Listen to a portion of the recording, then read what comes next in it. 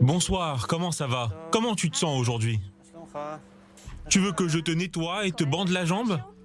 Intervention médicale de rue, c'est le nom qu'ils se donnent. Ils sont médecins, assistants sociaux et se retrouvent après leur garde pour porter assistance aux sans-abri, la nuit, dans les rues de Tel Aviv.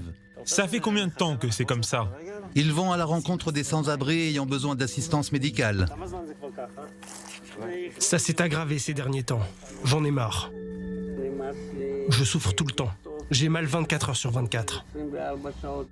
Leur premier patient de la nuit sera Aaron, retraité, handicapé en chaise roulante, jeté à la rue de chez lui par son propriétaire il y a quelques jours seulement, n'ayant plus les moyens de le payer. Aaron reçoit une aide mensuelle au loyer de 360 €, mais il est aussi consommateur de drogue. Il se retrouve de nouveau dans la rue. Les choses sont très compliquées pour moi, surtout en étant en chaise roulante.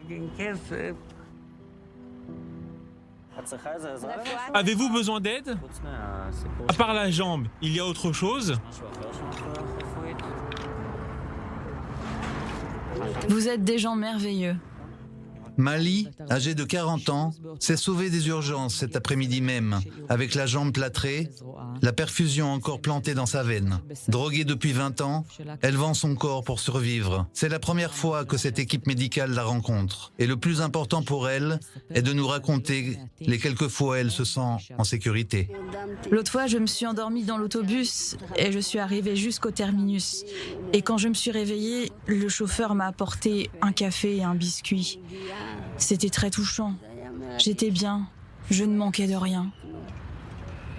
Un groupe de 70 médecins volontaires participe à ce projet et il leur tient à cœur de s'occuper aussi de ceux qui sont devenus invisibles à nos yeux. Ces derniers temps, ils ont lancé une campagne pour essayer d'acheter du matériel médical et même une ambulance. Nous sommes là pour donner à ces gens la sensation qu'ils sont des êtres humains, sentiment qui s'est peut-être estompé avec les mois, les années dans la rue.